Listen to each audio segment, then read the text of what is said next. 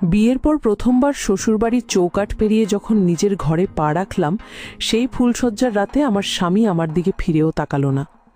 নিষ্পাপ শিশুর মতো বিছানায় শুয়ে পড়ল সে। আমি মনে কষ্ট নেই তার পাশে শুয়ে পড়লাম। মাঝরাতে হঠাৎ অনুভব করলাম কেউ একজন আমার শরীরে হাত দিচ্ছে। প্রথমে ভেবেছিলাম হয়তো আমার স্বামীই হবে, কিন্তু চোখ খুলে যা দেখলাম তাতে আমার আত্মা কেঁপে উঠল। আমার সামনে দাঁড়িয়েছিলেন আমার শ্বশুর মশাই, আর তার চোখে ছিল এক ভয়ঙ্কর নোংরা দৃষ্টি।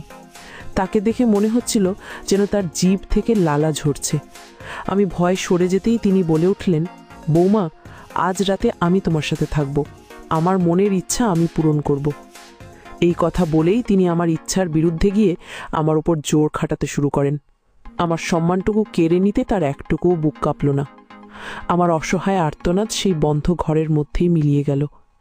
সবচেয়ে আশ্চর্যের ব্যাপার হলো, আমার স্বামী পাশেই ঘুমিয়েছিল, কিন্তু সে কিছুই জানতে পারল না। আমার জীবনের এই ভয়ঙ্কর সত্য ঘটনা শুনলে আপনারাও হয়তো চমকে উঠবেন। কেন আমার স্বামী চোখের সামনে সব দেখেও নির্বিকার থাকত, সেই উত্তর আপনারা এই গল্পটি শেষ পর্যন্ত পড়লেই পাবেন। আমার নাম আনিকা। খুব সাধারণ এক গরিব ঘরে আমার জন্ম। বাবা অন্যের বাগানে মানির কাজ করতেন। তা থেকে যা আয় হতো তা দিয়েই আমাদের সংসার কোনো রকমে চলত।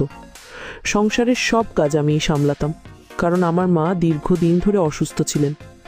পরে আমরা জানতে পারি আমার মায়ের শরীরে এক জটিল রোগ বাসা বেঁধেছে, যার চিকিৎসার জন্য প্রায় 5 লক্ষ টাকা প্রয়োজন। যেখানে আমাদের নুন আনতে পান্তা ফুরায়, সেখানে এত টাকা জোগাড় করা ছিল স্বপ্নেরও অতীত। তবুও আমার বাবা হাল ছাড়েননি। তিনি পরিচিত এক ধনী ব্যক্তির বাড়িতে আমার জন্য একটি কাজের ব্যবস্থা করেছিলেন। কাজটি ছিল সেই ধনী ব্যক্তির 26 বছর বয়সী একমাত্র ছেলেকে দেখাশোনা করা।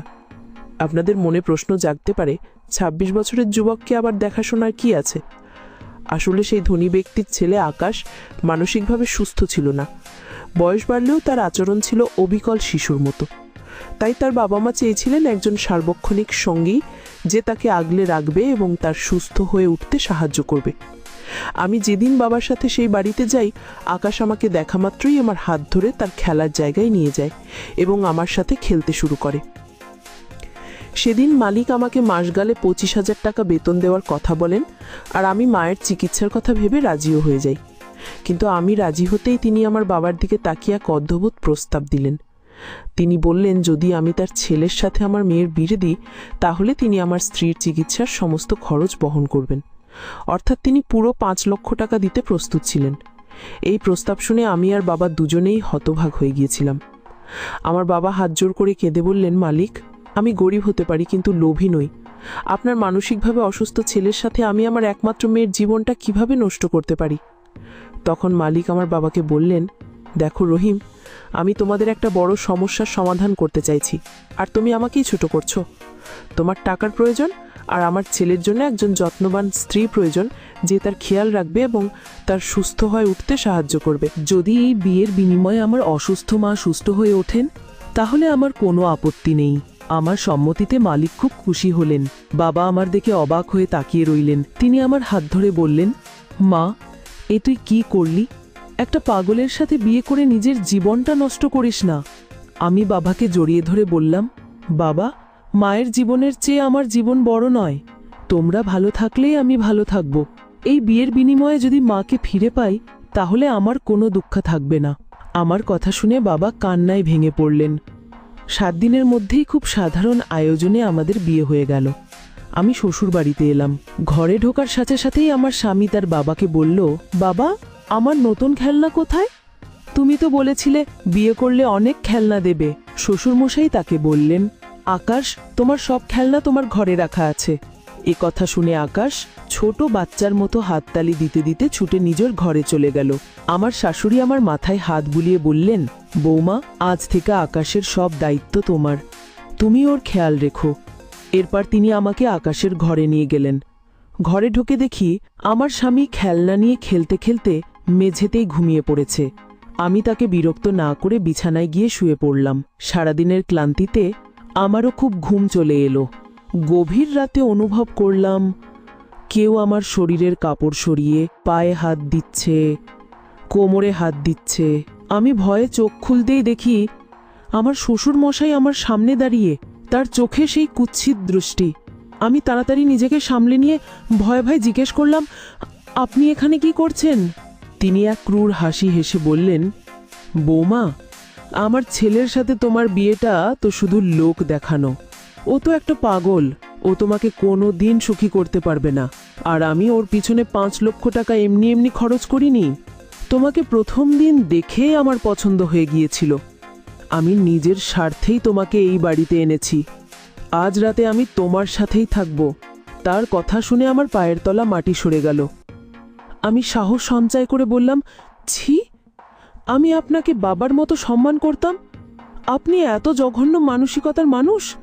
আমি আপনার ছেলের স্ত্রী, আপনার পুত্রবধূ, আমার সাথে এমন অন্যায় করবেন না। আমার কথা শুনে তিনি ধমকে উঠলেন, একদম চুপ! বেশি কথা বললে আমি তোমার মায়ের চিকিৎসা এক্ষুনি বন্ধ করে দেব। তোমার মা এখন হাসপাতালে আছে। যদি আমার কথা না শোনো তাহলে তার মৃত্যুর জন্য তুমিই দায়ী থাকবে। তার এই হুমকিতে আমি ভেঙে পড়লাম। আমি তার পায়ে ধরে কাঁদতে কাঁদতে বললাম, আমার জীবনটা নষ্ট করবেন না। কিন্তু তিনি আমার কোনো কথাই শুনলেন না। তিনি আমাকে ভয় দেখিয়ে, আমার মায়ের অসুস্থতার সুযোগ নিয়ে, আমার দুর্বলতার সুযোগ নিয়ে তার সব কথা মানতে বাধ্য করলেন। সেই রাতে তিনি নিজের পাশবিক ইচ্ছা পূরণ করার জন্য এক ধরনের উত্তেজক ঔষধও সেবন করেন। তারপর আমার ওপর ঝাঁপিয়ে পড়েন। আমার স্বামী পাশে থাকা সত্ত্বেও সেই রাতে তিনি আমার সাথে সব কিছু করেন। আর ঘরের দরজার ওপাশে দাঁড়িয়ে আমার শাশুড়ি সব কিছু শুনেও নীরব ছিলেন। কেন তিনি সেদিন কোনো প্রতিবাদ করেননি, সেই উত্তর আমি অনেক পরে পেয়েছিলাম। সেই রাত থেকে এটা প্রায় রোজকার ঘটনা হয়ে দাঁড়ালো। আমার শ্বশুরমশাই প্রায় প্রতি রাতেই সেই উত্তেজক ঔষধ খেয়ে আমাকে তার ঘরে ডেকে পাঠাতেন এবং ঘন্টার পর ঘন্টা আমার ওপর শারীরিক ও মানসিক অত্যাচার চালাতেন। তার কাছে আমার চোখের জলের কোনো দাম ছিল না। আমি মুখে মিথ্যা হাসি নিয়ে সারা দিন আমার স্বামীর সেবা করতাম, তার খেয়াল রাখতাম। আকাশের চিকিৎসা চলছিল এবং ডাক্তার বলেছিলেন যে সে ধীরে ধীরে সুস্থ হয়ে উঠতে পারে। এই কথাটা আমার মনে একটা ক্ষীণ আশার আলো জাগিয়ে রেখেছিল। একদিন আমি আর শাশুড়ি যখন আকাশকে ডাক্তারের কাছ থেকে নিয়ে ফিরলাম, তখন শাশুড়ি খুব আনন্দের সাথে শ্বশুরমশাইকে বললেন যে ডাক্তারের মতে আকাশের 80% সুস্থ হয়ে ওঠার সম্ভাবনা আছে। শুনে শ্বশুরমশাই তাচ্ছিল্যের সাথে বললেন, তোমার পাগল ছেলে কোনোদিনও ঠিক হবে না, তুমি শুধু শুধু ওর পেছনে টাকা নষ্ট করছো। শ্বশুরবাড়িতে থাকতে থাকতে আমি ধীরে ধীরে বুঝতে পারছিলাম আমার শ্বশুর তার নিজের স্ত্রী ও সন্তান কাউকেই পছন্দ করতেন না। তিনি বাইরে থেকে যতটা ভালো মানুষ দেখাতেন, ভেতর থেকে তার 10 গুণ বেশি ভয়ঙ্কর আর নীচ প্রকৃতির ছিলেন। তিনি মেয়েদেরকে পায়ের জুতো ছাড়া আর কিছুই মনে করতেন না। একদিন আমার শাশুড়ি রান্নাঘরে ছিলেন আর আমি আকাশের সাথে খেলছিলাম। এমন সময় শ্বশুরমশাই বাইরে থেকে এসে শাশুড়ির চোখের সামনে দিয়েই আমার হাত ধরে টেনে নিজের ঘরে নিয়ে গেলেন। তিনি আকাশকে ধমক দিয়ে বললেন, তুই নিজের ঘরে যা। আকাশ তার বাবাকে প্রচণ্ড ভয় পেত, কারণ তিনি কোনোদিনও তাকে ভালোবাসা দেননি, সব সময় ধমক দিয়ে কথা বলতেন। আমাকে ঘরে নিয়ে গিয়ে তিনি একটি নোংরা পোশাক আমার হাতে দিয়ে বললেন, এটা আমার সামনে এখনই পরো। আমি হাত জোর করে বললাম, দয়া করে আমার ওপর আর অত্যাচার করবেন না। তিনি আমার কোনো কাকুতি মিনতি শুনলেন না। আমাকে বাধ্য হয়ে তার দেওয়া সেই পোশাক পরতে হলো। তারপর তিনি আমাকে বাথরুমে নিয়ে গিয়ে নিজের ইচ্ছে পূরণ করলেন। যখন আমি কাঁদতে কাঁদতে ঘর থেকে বেরিয়ে আসছিলাম, তখন শাশুড়ি রান্নাঘর থেকে বেরিয়ে এসে আমাকে বললেন, নিজের ইচ্ছেতেই তো সব কিছু করছো, তাহলে এখন আবার এই কান্নার নাটক কেন? এসব করে তো তোমারই মজা লাগছে, তাই না? তোমার মা তো এখন সুস্থ, তাহলে এখনো কেন এই বাড়িতে পড়ে আছো? চলে যাও না কেন? আমি কেঁদে তার পায়ে ধরে বললাম, মা, আমি আকাশকে বিয়ে করেছি, আমি তাকেই নিজের সবটা মনে করি। আমি ওকে ছেড়ে কোথাও যাব না। যতদিন বাঁচব আমার স্বামীর সাথেই থাকব। আমার কথা শুনে তিনি আমার গালে এক থাপ্পড় মেরে বললেন, শ্বশুরের সাথে সব কিছু করে এখন স্বামীর জন্য দরদ দেখাচ্ছিস? যা আমার চোখের সামনে থেকে। শ্বশুর বাড়িতে থাকতে থাকতে আমি ধীরে ধীরে বুঝতে পারছিলাম আমার শ্বশুর তার নিজের স্ত্রী ও সন্তান কাউকেই পছন্দ করতেন না। তিনি বাইরে থেকে যতটা ভালো মানুষ দেখাতেন, ভেতর থেকে তার 10 গুণ বেশি ভয়ঙ্কর আর নীচ প্রকৃতির ছিলেন। তিনি মেয়েদেরকে পায়ের জুতো ছাড়া আর কিছুই মনে করতেন না। একদিন আমার শাশুড়ি রান্নাঘরে ছিলেন আর আমি আকাশের সাথে খেলছিলাম। এমন সময় শ্বশুরমশাই বাইরে থেকে এসে শাশুড়ির চোখের সামনে দিয়েই আমার হাত ধরে টেনে নিজের ঘরে নিয়ে গেলেন। তিনি আকাশকে ধমক দিয়ে বললেন, তুই নিজের ঘরে যা। আকাশ তার বাবাকে প্রচণ্ড ভয় পেত, কারণ তিনি কোনো দিনও তাকে ভালোবাসা দেননি, সব সময় ধমক দিয়ে কথা বলতেন। আমাকে ঘরে নিয়ে গিয়ে তিনি একটি নোংরা পোশাক আমার হাতে দিয়ে বললেন, এটা আমার সামনে এখনই পরো। আমি হাত জোর করে বললাম, দয়া করে আমার ওপর আর অত্যাচার করবেন না। তিনি আমার কোনো কাকুতি মিনতি শুনলেন না। আমাকে বাধ্য হয়ে তার দেওয়া সেই পোশাক পরতে হলো। তারপর তিনি আমাকে বাথরুমে নিয়ে গিয়ে নিজের ইচ্ছে পূরণ করলেন। যখন আমি কাঁদতে কাঁদতে ঘর থেকে বেরিয়ে আসছিলাম, তখন শাশুড়ি রান্নাঘর থেকে বেরিয়ে এসে আমাকে বললেন, নিজের ইচ্ছেতেই তো সব কিছু করছো, তাহলে এখন আবার এই কান্নার নাটক কেন? এসব করে তো তোমারই মজা লাগছে, তাই না? তোমার মা তো এখন সুস্থ, তাহলে এখনো কেন এই বাড়িতে পড়ে আছো? চলে যাও না কেন? আমি কেঁদে তার পায়ে ধরে বললাম, মা, আমি আকাশকে বিয়ে করেছি, আমি তাকেই নিজের সবটা মনে করি। আমি ওকে ছেড়ে কোথাও যাব না। যতদিন বাঁচবো আমার স্বামীর সাথেই থাকবো। আমার কথা শুনে তিনি আমার গালে এক থাপ্পড় মেরে বললেন, শ্বশুরের সাথে সব কিছু করে এখন স্বামীর জন্য দরদ দেখাচ্ছিস? যা আমার চোখের সামনে থেকে। শ্বশুরকারীতে ভুল বোঝাবুঝির শিকার হয়ে আমি নিজের ঘরে এসে কান্নায় ভেঙে পড়লাম। তখন আমার স্বামী আকাশ, যার মানসিক অবস্থার ধীরে ধীরে উন্নতি হচ্ছিল, সে আমার কাছে এসে আমাকে জড়িয়ে ধরল। সে আমার কষ্টগুলো বুঝতে শিখছিল। আমি যখন কাঁদতাম, সে আমার চোখের জল মুছে দিত। বিয়ের প্রথম দিকে সে এসব কিছুই বুঝতো না, একটা শিশুর মতো আচরণ করত, কিন্তু এখন সে আমার কষ্ট বুঝতে পারে। সেদিনও সে আমার চোখের জল মুছে দিয়ে বলল, তুমি তোমার বউ, তুমি কাঁদছো কেন? কেঁদো না, আমি তোমার সব কষ্ট দূর করে দেব। এই বলে সে যখন আমাকে আদর করছিল, তখন আমারও তাকে ভালোবাসতে ইচ্ছে করলো। আমি আবেগের বশে তাকে চুম্বন করতে যাব, ঠিক তখনই আমার শ্বশুর ঘরে ঢুকে আকাশকে মারতে শুরু করলেন। তিনি চিৎকার করে বলছিলেন, তুই অনেক বড় হয়ে গেছিস না? তুই ছোট আছিস, ছোট হয়েই থাক, বেশি বাড়াবাড়ি করলে আরও মার খাবি। আমি আর সহ্য করতে না পেরে সেই শয়তানের সামনে দাঁড়িয়ে চিৎকার করে বললাম, বন্ধ করুন আপনার এই অত্যাচার, মারতে হলে আমাকে মারুন, আকাশের কোনো দোষ নেই। তিনি তখন আমার দিকে তাকিয়ে বললেন, যে দোষ করেছে মার তো তাকেই খেতে হবে। এই বলে তিনিও আমাকে মারতে শুরু করলেন। সেদিন তিনি আমাদের দুজনকেই খুব মেরেছিলেন। পরে শাশুড়ি এসে কোনো একটা অজুহাতে তাকে বাইরে পাঠিয়ে আমাদের বাঁচান। সেই দিনের পর থেকে আমি আর আকাশ আরও কাছাকাছি চলে আসি। যখন শ্বশুরমশাই বাড়িতে থাকতেন না, আমরা একসাথে সময় কাটাতাম। আমাদের মধ্যে ভালোবাসার সম্পর্ক আরও গভীর হয় এবং কয়েকবার আমাদের মধ্যে শারীরিক সম্পর্ক স্থাপিত হয়। এভাবে 1.5 মাস কেটে যাওয়ার পর একদিন আমি জানতে পারলাম যে আমি গর্ভবতী। আমি নিশ্চিত ছিলাম যে এই সন্তান আকাশের, কিন্তু আমার শাশুড়ি যখন জানতে পারলেন, তিনি আমাকে বললেন, ছি নীলিমা, এই বাচ্চাকে তুমি কার নাম দেবে? লোকে যখন জানবে এটা তোমার শ্বশুরের বাচ্চা, তখন সমাজে মুখ দেখাবে কি করে? আমি তখন শাশুড়িকে বললাম, মা, আপনি ভুল ভাবছেন, এই সন্তান আকাশের।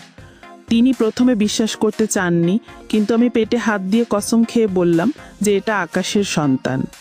তখন তিনি আমার কথা বিশ্বাস করলেন। পরদিন রাতে শ্বশুরমশাই আবার আমার হাত ধরে তার ঘরে নিয়ে যাওয়ার চেষ্টা করলে আমি বাধা দিয়ে বললাম, আমাকে ছাড়ুন, আমার শরীর ভালো নেই, আমি গর্ভবতী।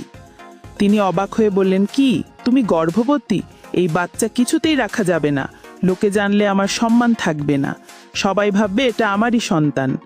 আমি ভয়ে তাকে সত্যিটা বলতে পারিনি।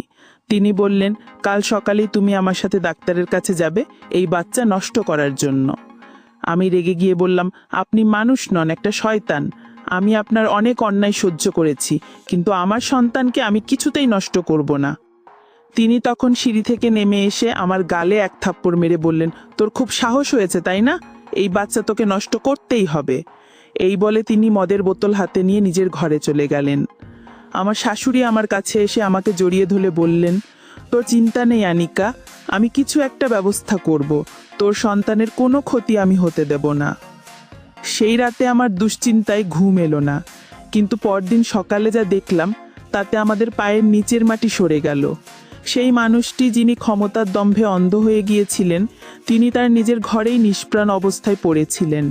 পরে জানা গিয়েছিল অতিরিক্ত মদ্যপান এবং নিজেকে উত্তেজিত রাখার জন্য নানা রকম ওষুধ সেবনের ফলেই তার হৃদযন্ত্র বিকল হয়ে গিয়েছিল। প্রকৃতি যেন তার অপকর্মের শাস্তি তাকে এভাবেই দিয়েছিল। তার মৃত্যুর জন্য আমার বিন্দুমাত্র দুঃখ হয়নি, কারণ তিনি শুধু আমার সাথেই নয়, আমার স্বামী আর শাশুড়ির সাথেও চরম অন্যায় করেছিলেন। আজ আমাদের বিয়ের 4 বছর হয়ে গেছে। আমাদের একটি 3 বছরের ফুটফুটে সন্তান আছে, আর আমার স্বামী আকাশ এখন সম্পূর্ণ সুস্থ। আমি আমার স্বামী, সন্তান আর শাশুড়িকে নিয়ে খুব সুখে সংসার করছি। কথাই বলে, ভালো কাজের ফল সবসময় ভালোই হয়। বন্ধুরা, আজকের গল্পটি এখানেই শেষ করছি। গল্পে কোনো ভুল ত্রুটি হলে ক্ষমা করে দেবেন। গল্পটি ভালো লাগলে অবশ্যই অন্যদের সাথে শেয়ার করবেন।